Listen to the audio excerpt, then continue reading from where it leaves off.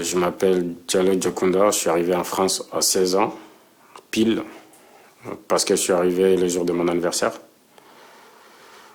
J'ai pris la route à 14-15 ans. Je viens du Mali, je suis parti à cause de la problème familial.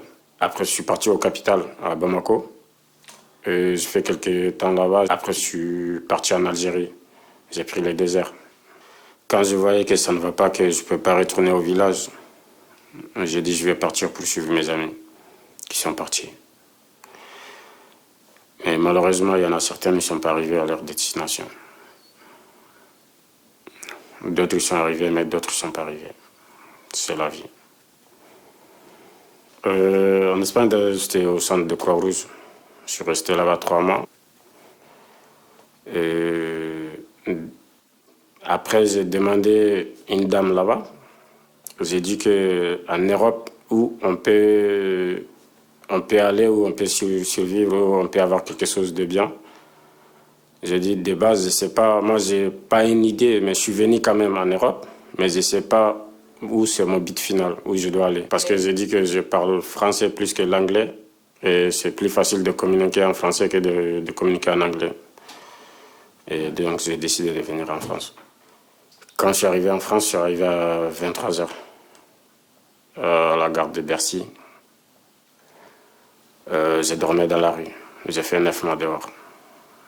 C'était la galère. C'était pas facile du tout. Le premier choc que j'ai reçu l'abandon. Je me sentais abandonné. J'ai dit peut-être que je suis fait pour être toute seule. Et la difficulté aussi, des fois, pour manger, tu connais personne, c'est pas facile. Chez nous, même si tu connais pas quelqu'un, quand tu vas à une personne, tu vas le parler, il va t'écouter. Mais quand je suis arrivé, des fois, quand je veux parler avec des gens, j'ai pas le temps. Je sais pas. Des fois, les gens ils disent que j'ai pas de pièces. C'est pas parce qu'on vient vers une personne qu'on a vraiment envie de parler, ou c'est de l'argent, ou c'est des trucs, non. Peut-être on veut savoir où trouver quelque chose, où aller quelque chose, mais c'est le premier choc quand je suis arrivé en France que ça, j'ai toujours gardé ça dans ma tête. La communication, c'était très dur. Et je connaissais pas des associations, je connaissais rien du tout. J'ai dormi dans les gares. Je sais pas quoi faire. Après, il y avait une dame, un jour, j'étais assis.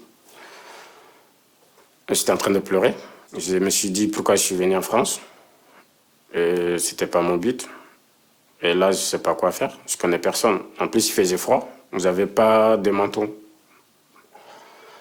J'avais que des piles. Il m'a dit que t'es mineur. J'ai dit oui. J'avais que le seul document, c'était mon acte de naissance. Après, je l'ai montré, elle m'a donné une adresse, elle m'a dit demain tu peux aller là-bas.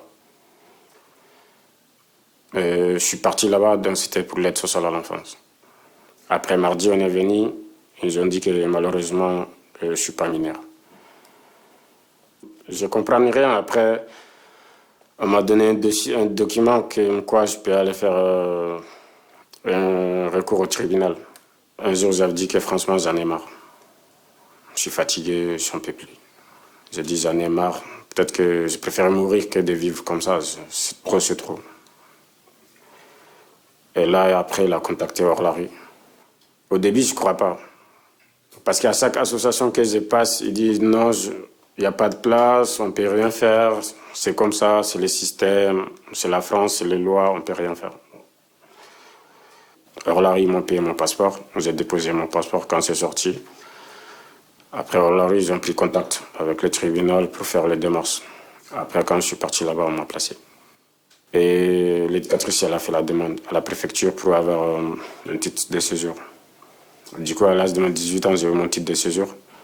Et chaque année, je change. On me donne un an. J'ai un statut temporaire. J'ai un travail que j'aime bien. Après, j'ai des amis, des contacts.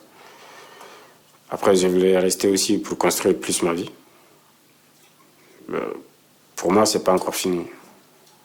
C'est quelque chose, c'est comme une cicatrice. On ne peut pas oublier comme ça.